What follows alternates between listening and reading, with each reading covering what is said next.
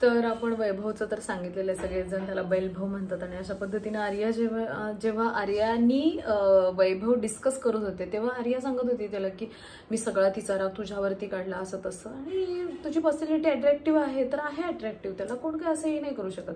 आणि ऑफकोर्स एखादा चांगला मित्र जर सपोर्ट करतोय आणि सपोर्ट करत असताना अचानकच जर तो आपल्याला सोडून दुसऱ्याला कोणाला तरी सपोर्ट करतोय तर ही गोष्ट कोणाला म्हणजे कोणाला पण खटकणारच ती गोष्ट. असं नाहीये की हा ठीक आहे जाऊ दे, इतकं एवढं तर त्या बिग बॉसच्या घरामध्ये तर कोणी कॅज्युअली नाही घेऊ शकत, कारण मी राहून आलेले 100 दिवसांच्या वरती, त्यामुळे मला तर माहितीच आहे.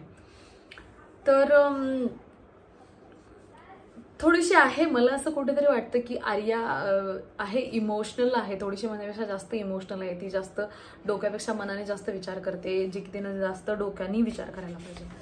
जान्हवीच्या बाबतीत जास्त सांगायची काही गरज नाहीये, कारण जान्हवी ज्या पद्धतीनं ताईशी बोलते, इतरांशी बोलते, सगळ्यांशी बोलते, मला वाटतं की भाऊंच्या धक्क्यामध्ये ज्या पद्धतीनं भाऊनी तिला धक्का दिलेला आहे रितेश भाऊनी, तो धक्का म्हणजे बापरे, म्हणजे तिला आयुष्यात ती विसरणार नाही.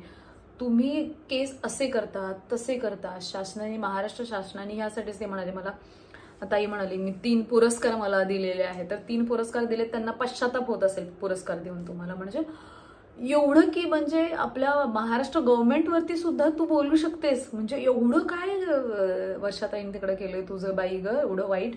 हा, वर्षाताई पहिल्यापासून मी तुम्हाला सांगते, तिची भाषा तिची वाणी मला खूप आवडते, तिचे शब्द मला आवडतात, ती शांत आहे.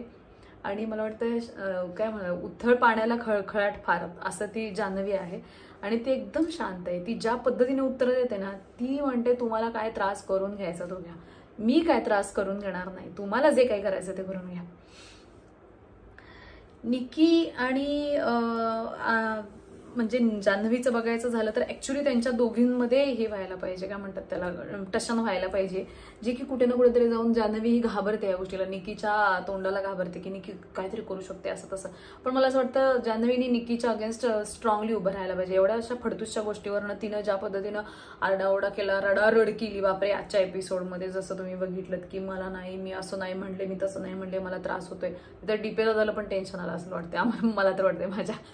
तर तिकडे डॉक्टरांच्याकडे असं तिला उचलून घेऊन जाण्यापर्यंत इतपत झालं. आणि नंतर तुम्ही मंजुलिकाच्या गाण्यावरती डान्स करताय, म्हणजे तुम्हाला झालेलं काहीच नाहीये आणि तुम्ही जे ऍक्टिंग करताय, काय बोलू जान्हवी देवी, इथूनच नमस्कार.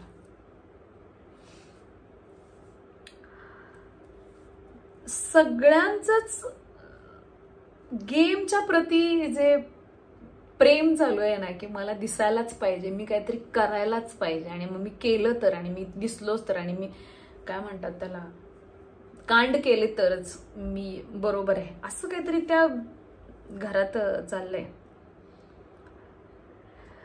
निकीने एक मोठं वाक्य तिथं बोलले की अंकिताला हे, अंकिताला ते, सगळं अंकिताला केलं जातं, अंकिताला काय बिग बॉसनी दत्तक घेतलंय काय. निकीचं असं म्हणणं होतं की मी नाही घाबरत कोणाला, तू बाई ग, तू आल्यापासून कोणाला घाबरत नाहीयेस, आम्हालाही माहिती आहे तू कोणाला घाबरत नाहीयेस, पण बिग बॉसला घाबर, कारण तू बिग बॉसच्या घरामध्ये आहेस. फॉर युअर काइंड इन्फॉर्मेशन, तू बिग बॉसच्या घरामध्ये आहेस. आणि बिग बॉसने ज्या पद्धतीने सांगितलं की हा बिग बॉस जो आहे तो फक्त टास्क पुरता नाहीये, तो टास्कचा, बिग बॉस हा खेळ हा फक्त टास्क पुरता नाहीये, तर तो भावनांचा खेळ आहे, तो मैत्रीचा खेळ आहे, तो इमोशन्सचा खेळ आहे, तो नात्यांचा खेळ आहे. तर बऱ्याचशाच गोष्टींना एक्सप्लेन केलं की नेमका खेळ कशाचा आहे. तर ह्या बायका ज्या आहेत 1-2 म्हणजे निकी आणि निकितामुळे आणि जान्हवी, की डोक्यात काहीतरी घेऊन आले, तर हे म्हणजे हेच करायचं, म्हणजे एवढं केल्यानंतर आम्ही दिसू. पण त्यांना अजून बिग बॉसचं घर काय आहे आणि ऑडियन्स कुठल्या गोष्टींच्यासाठी ऑडियन्स आपल्या प्रेमात पडू शकतं हे अजून त्यांना कळलेलं नाही. त्यांना फक्त एवढंच माहिती आहे की कल्ला टीव्हीच्या चॅनलचा हेड आपण झाला संचालक घनश्याम. आता घनश्याम कल्ला टीव्हीच्या चॅनलचा हेड झाल्यानंतर अजून काय होणार आहे तेव्हा.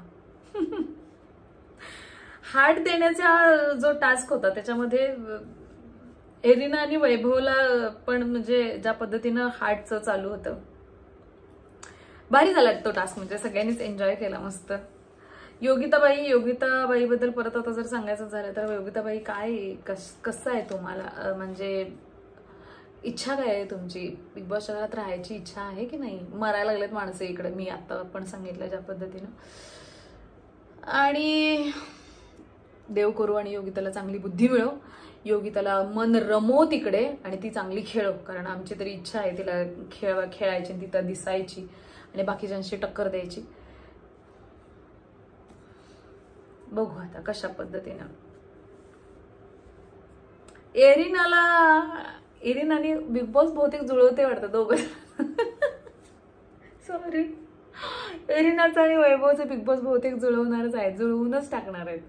कारण आर्या तर काही आपली पोरगी तशी नाहीये, ती आपली बोलण्याच्या म्हणजे भावनेच्या भरामध्ये काही काही बोलून गेली, तिला एवढं तिच्या डोक्यात पण नसेल, लक्षात पण नसेल. पण ज्या पद्धतीनं सूत जुळवायचं काम बिग बॉस करत आहे एरिनाचं आणि वैभवचं, हेड्स ऑफ. बांगड्या घालायचं काम जे आहे ते तू कर. तुला एवढंच लागतं, तुला तेवढंच लागतं, तुला तेवढंच लागतं. जान्हवी बाई, तुझं म्हणणं काय आहे? एखाद्या रात्रीमध्ये एखाद्या माणसाला तुम्ही डायरेक्टली अटॅक करता